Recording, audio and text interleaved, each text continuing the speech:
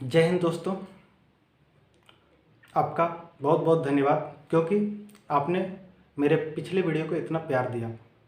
मैं आपको बता नहीं सकता हूं कि आज मैं कितना खुश हूं। मैं आपके प्रति आभार व्यक्त करता हूं।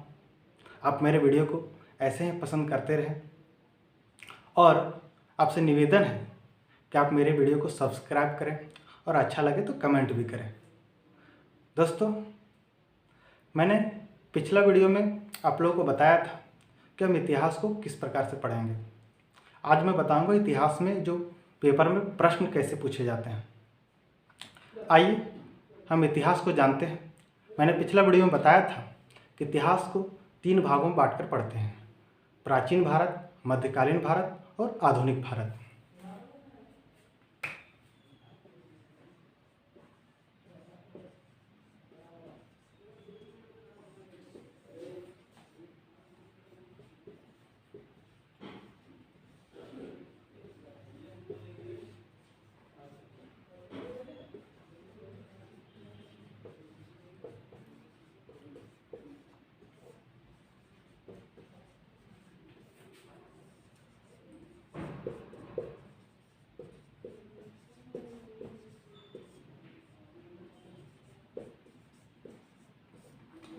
ठीक है, तो मैंने सोचा कि क्यों ना आप लोगों को वही चीज़ बताया जो एग्जाम्स में सबसे ज़्यादा पूछे जाते हैं। तो दोस्तों, सबसे ज़्यादा जो एग्जाम से पूछे जाते हैं वो मध्यकालीन भारत से पूछे जाते हैं, इसलिए मैंने मध्यकालीन भारत को सबसे पहले पढ़ाने का सोचा है। तो मध्यकालीन भारत जो शुरुआत होती है वो शुरुआत होती है 712 ईस्वी में। 712 ईस्वी में 712 ईस्वी में ही मोहम्मद बिन कासिम भारत पर आक्रमण करता है।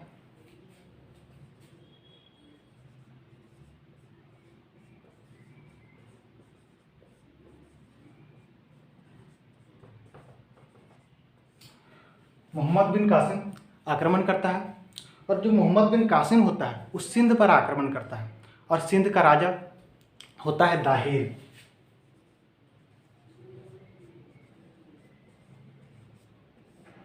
ठीक है, मोहम्मद बिन कासिम दाहिर सिंध पर आक्रमण करता है और दाहिर सिंध का जो राजा होता है वो दाहिर होता है।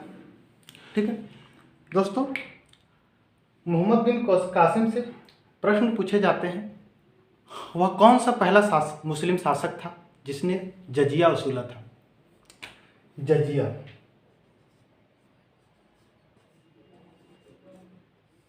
वह पहला मुस्लिम शासक जिसने जजिया वसूला था। तो दोस्तों, मैं बता दूं कि सबसे पहले जो जजिया वसूला था वो था मोहम्मद बिन कासिम। ठीक है, मोहम्मद बिन कासिम। जजिया कर क्या होता है? जजिया कर जो कि गैर मुस्लिम से वसूला जाता है। दोस्तों, इसमें बहुत सारा कन्फ्यूजन है जजिया कर से, क्योंकि जजिया कर को में इतना कन्फ्यूजन है, मैं आपको स्पष्ट कर देता हूँ। जजिया कर जो है एग्जाम जो ऑप्शन में होते हैं, तीनों ऑप्शन दे दिए जाते हैं: मोहम्मद बिन कासिम, फिरोज शाह तुगलक और औरंगजेब। तो दोस्तों, तीनों जजिया से रिलेटेड है, इसलिए इनसे प्रश्न पूछे जाते हैं। एक अकबर से भी पूछा जाता है। कहता है, पहला क्वेश्चन बनता है कि वह कौन सा मुस्लिम शासक था जिसने सबसे पहले जजिया वसूला था। तो ये प्रश्न अगर बने तो मोहम्मद बिन कासिम होता है। किंतु अगर पूछे कि वह कौन सा मुस्लिम शासक था जिसने सबसे पहले ब्राह्मण और महिलाओं से कर वसूला था, जजिया वसूला था, ब्राह्मण और महिलाओं से जजिया वसूला था, तो वो था फिरोज शाह तुगलक, जो कि मैं आपको दिल्ली सल्तनत में पढ़ाऊंगा। ठीक है, जजिया तो पहले से वसूला था मोहम्मद बिन कासिम ने, लेकिन इसने महिलाओं और ब्राह्मणों से नहीं वसूला था। लेकिन जो फिरोज शाह तुगलक था वो महिलाओं से भी जजिया वसूला था और ब्राह्मणों से भी जजिया वसूला था। उसके बाद एक और प्रश्न बनते हैं कि जजिया को किसने समाप्त कर दिया था। तो जजिया को समाप्त किया था अकबर ने। ये चीज़ भी मैं मुगल वंश में पढ़ाऊंगा। फिर कहता है, एक और प्रश्न बनता है कि जजिया को पुनः किसने शुरुआत की थी। तो जजिया कर की पुनः जो शुरुआत की थी वो की थी औरंगजेब ने। ये भी मैं आपको मुगल वंश में पढ़ाऊंगा। ठीक है, तो यहाँ तक तो क्लियर हो गया। कि जजिया को किस मुस्लिम शासक ने सबसे पहले वसूला था, तो सबसे पहले जो मुस्लिम जजिया को वसूला था वो था मोहम्मद बिन कासिम। ठीक है, मोहम्मद बिन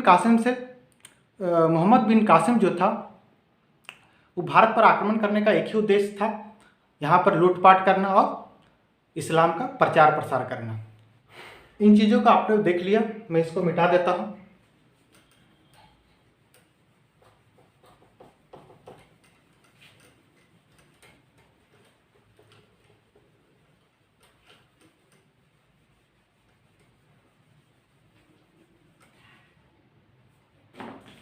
मैंने आप लोगों को बताया था कि मैं मध्यकालीन भारत को 3 टुकड़ों में बांटकर पढ़ाऊंगा।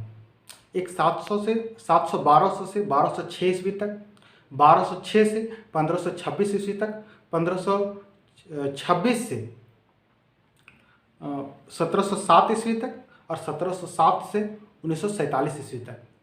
तो मैंने शुरुआत की है 700 से, तो 712 से 1206 तक के बीच में जो 3 शासक हुए, जिसके बारे में एक मोहम्मद बिन कासिम था, जिसके बारे में मैंने बता दिया। अब मोहम्मद गजनवी के बारे में मैं बताता हूँ। मोहम्मद गजनवी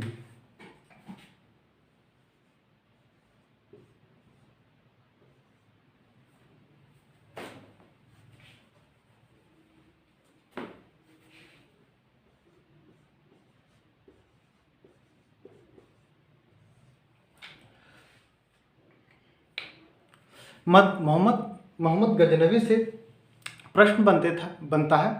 तो मोहम्मद गजनवी जो सबसे पहले भारत पर आक्रमण किया था वो किया था 1000 ईस्वी में। 1000 ईस्वी में भारत पर आक्रमण किया था। ठीक है, मोहम्मद गजनवी जो था वो भारत पर 17 बार आक्रमण किया था। मोहम्मद गजनवी भारत पर कितनी बार आक्रमण किया था? 17 बार। ठीक है, इसका जो सबसे महत्वपूर्ण आक्रमण है वो 1018 ईस्वी में मथुरा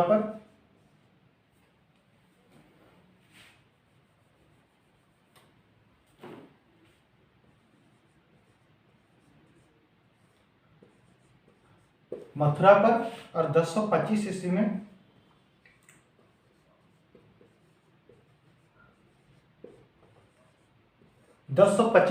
ने सोमनाथ मंदिर को लूटा था।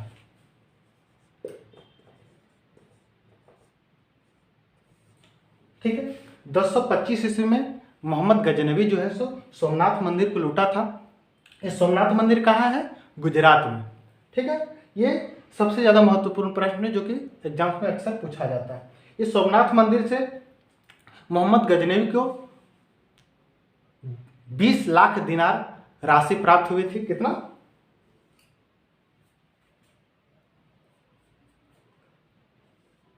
20 लाख दिनार। ठीक है, मोहम्मद गजनवी का जो अंतिम आक्रमण था वो था 1027 ईस्वी में। 1027 ईस्वी में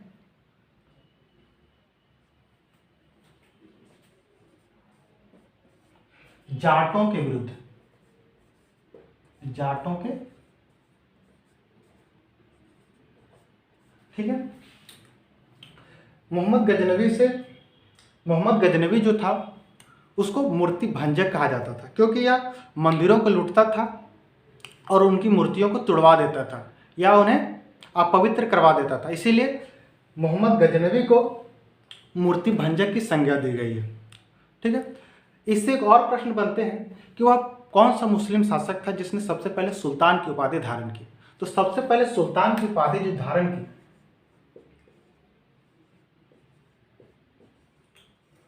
वो मोहम्मद गजनवी था। सबसे पहले सुल्तान की उपाधि धारण की वो कौन था? मोहम्मद गजनवी।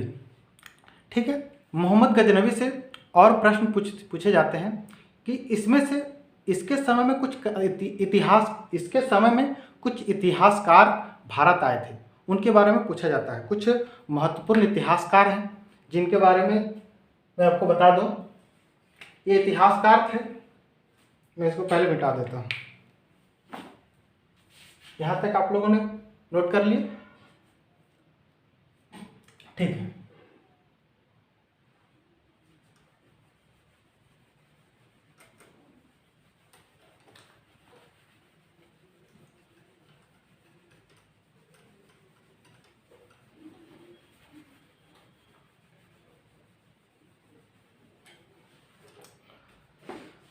इसके समय में भारत में कुछ इतिहासकार आए थे और उन इतिहासकार का नाम था, प्रमुख इतिहासकार का नाम था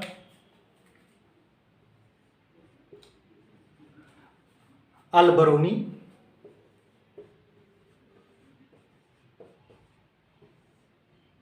फिरदौसी,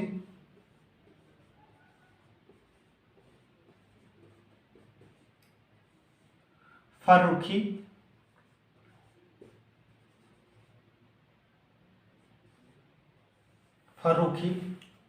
उत्वी और सिस्तनी।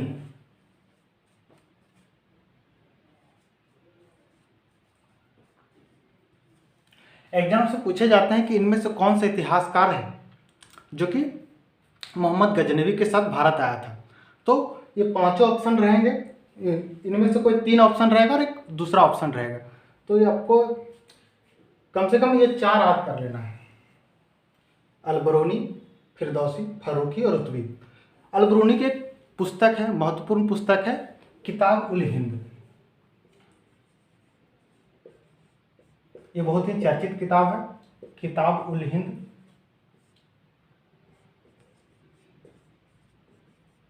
किताब उल हिंद जो कि महत्वपूर्ण पुस्तक है। ठीक है। मोहम्मद गजनवी से इतने ही प्रश्न बनते हैं। इसके बाद जो भारत पर आक्रमण किया वो मुस्लिम शासक कौन था? मोहम्मद गौरी। तो आइए देखते हैं।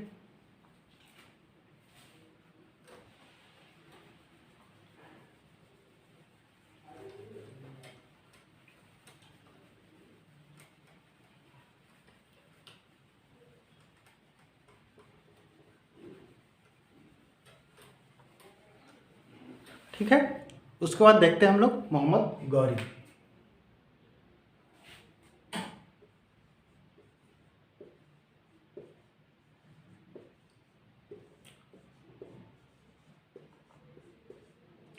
मोहम्मद गौरी जो है सो भारत पर 5 बार आक्रमण किया था। कितनी बार? 5 बार। गजनवी कितने बार किया था? आधे 17 बार। गजनवी भारत पर 17 बार आक्रमण किया था और ये गौरी भारत पर 5 बार आक्रमण किया। इसका प्रथम आक्रमण जो था वो था 1175 में मुल्तान पर, और मुल्तान का शासक कौन था? मूलराज। ठीक है। इसमें से मोहम्मद गौरी ने मूलराज को हरा दिया था। उसके बाद जो पूछा जाता है प्रश्न, दूसरा अटैक 1178 ईस्वी में। 1178 ईस्वी में इसका जो आक्रमण किया था मोहम्मद गौरी ने भीमदेव द्वितीय पर। भीमदेव द्वितीय। ठीक है। इसमें से भीमदेव द्वितीय ने गौरी को हरा दिया था। भीमदेव द्वितीय जो था वो गौरी को हरा दिया था, यानी कि इसमें से गौरी की हार हुई थी। ठीक है। इसके बाद जो मोहम्मद गौरी का जो युद्ध आक्रमण था वो था 1191 ईस्वी का तराइन का युद्ध। ये तराइन का युद्ध बहुत ही महत्वपूर्ण प्रश्न, इससे एग्जाम्स में ज़्यादा प्रश्न पूछने के चांसेस होते हैं। 1191 ईस्वी में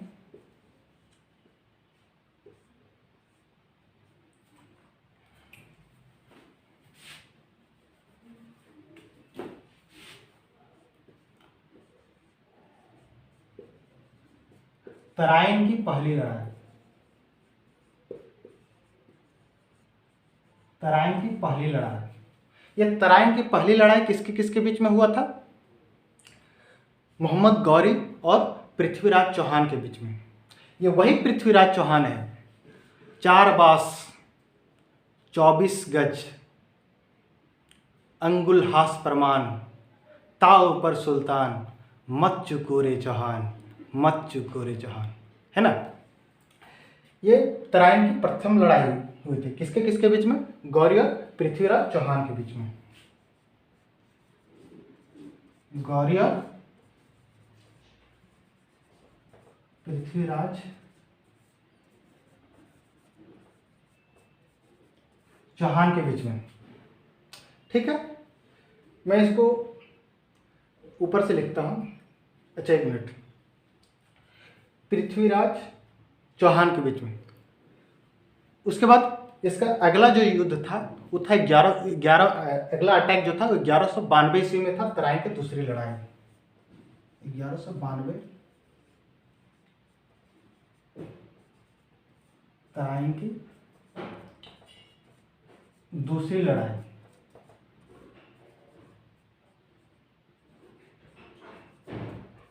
आप लोगों को दिखाई दे रहा है? ठीक है, ये भी पृथ्वीराज चौहान और गौरी के बीच हुआ था। पहले युद्ध जो तराइन की पहली लड़ाई थी उसमें कौन जीता था? पृथ्वीराज चौहान जीता था।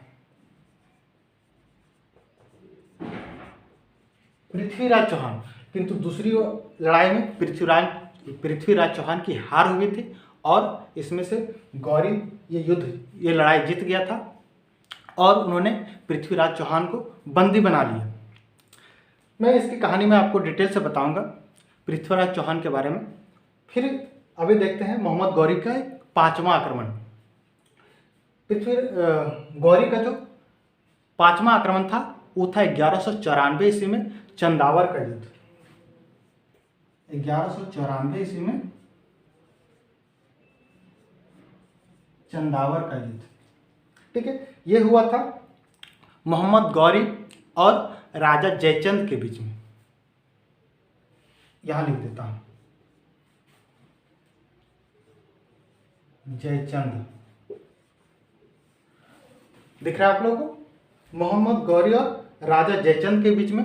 इसमें से गौरी का जीत हुआ था और जयचंद की हार हुई थी। तो इन 5 लड़ाइयों में पृथ्वीराज चौहान मोहम्मद गौरी कौन कौन सी लड़ाइयाँ जीती है? 1175 में जीती है, इसमें हार हुई है, इसमें हार हुई है, इसमें जीता है, इसमें जीता है। यानी कि 1, 2 और 3 लड़ाइयाँ जीता है मोहम्मद गौरी, जो 3 लड़ाइयाँ जीता और 2 लड़ाइयों में इसकी हार हुई। ठीक है, मैं आपको बता दूं वो कहानी जो पृथ्वीराज चौहान राजपूत शासक हुआ करते थे और एक मोहम्मद गौरी, इनके बारे में आपको एक कहानी के माध्यम से बताता हूँ। पहले इसको मिटा दूँ।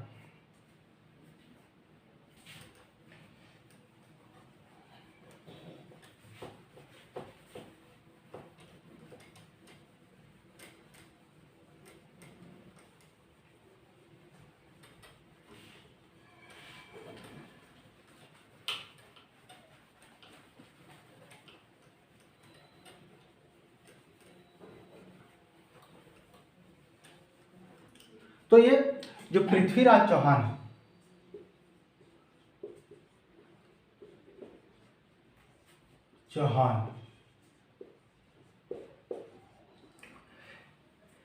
इनका हार हो गया था 1192 में तराइन की दूसरी लड़ाई में और इसे मोहम्मद गौरी जो था वो बंदी बना लिया था और उसकी दोनों आंखें निकलवा दी थी। इस बात का इसके दोस्त चंदवारदाई को बहुत बुरा लगा। इसका चंदवारदाई जो था इसके बचपन का दोस्त था और इसका राज कवि भी था। चंदवारदाई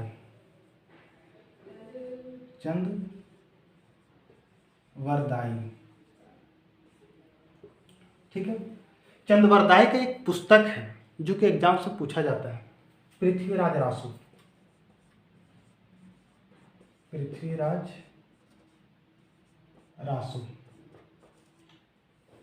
ठीक है, पृथ्वीराज रासो में पृथ्वीराज चौहान के जीवन चरित्र की व्याख्या है। ठीक है, ये चंदवारदाई जो था इसे उस बात का बहुत बुरा लगा, इसके दोस्त को, इसके बचपन के दोस्त का आंखें निकलवा ली थी मोहम्मद गौरी ने। तो मोहम्मद गौरी ने अपने मनोरंजन के लिए एक प्रतियोगिता का आयोजन किया था इसी आयोजन के दौरान उन्होंने गौरी को मारने का निश्चय कर लिया था। उन्होंने, मैं आपको बता दूं कि पृथ्वीराज चौहान एक ऐसा राजा था जिसे शब्द भेदी बाण चलाना आता था। आप लोग रामायण के उस दशरथ की बात सुने होंगे, महाराज राजा दशरथ की बात, जो प्रभु श्री राम के पिता हुआ करते थे, राजा दशरथ, जिन्होंने शब्द भेदी बाण चलाया था और श्रवण को मार गिराया था। तो वो शब्द भेदी बाण एक राजा थे पृथ्वीराज चौहान को भी चलाना आता था। तो उस प्रतियोगिता में इनके दोस्त चंद्रवरदाई ने एक कविता पढ़ा। इशारों में उसी कविता में उन्होंने पृथ्वीराज चौहान को इशारा कर दिया था। उन्होंने कहा, 4 बांस 24 गज अंगुल अष्ट प्रमाण, ताव पर सुल्तान, मत चूको चौहान, मत चूको चौहान। ठीक है, उसी में उन्होंने उस कविता को सुनकर पृथ्वीराज चौहान ने उस अंधे ने, यानी कि उनके दोनों आंखें निकल हुई थी, उन्होंने उसी शब्द को सुनकर मोहम्मद गौरी पर बाण चलाया और मोहम्मद गौरी के उसी समय प्राण पखेरु उड़ गए। तो इससे प्रश्न इतने बनते हैं, मोहम्मद गौरी से एक और प्रश्न बनता है, पूछता है, माँ लक्ष्मी के चित्र को अपने सिक्कों पर अंकित किस शासक ने करवाया था? तो अपने सिक्कों पर माँ लक्ष्मी के चित्र को अंकित कराया था मोहम्मद गौरी ने। मोहम्मद गौरी ने। अक्सर इसमें लड़का लोग गलती कर बैठता है, वो सोचता है कि मोहम्मद गौरी तो मुस्लिम शासक था, ये अपने सिक्कों पर माँ लक्ष्मी के चित्र को अंकित कैसे कर सकता है? तो कहानी ये है कि मोहम्मद गौरी जिस भी मंदिर को लूटता था या जिस भी राजा के यहाँ लूटपाट करता था, उसे वहाँ तिजोरी के पास माँ लक्ष्मी के फोटो देखता था, उनका चित्र देखता था, तो उसे लगता था कि माँ लक्ष्मी के कारण ही इनके यहाँ ये धन दौलत है, इसलिए वो अपने सिक्कों पर भी माँ लक्ष्मी के चित्र को अंकित कराता था।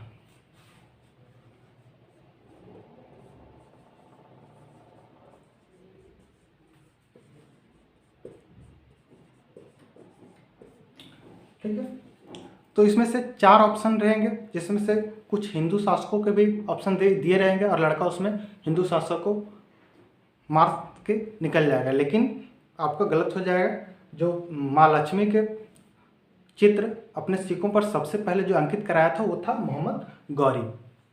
ठीक है,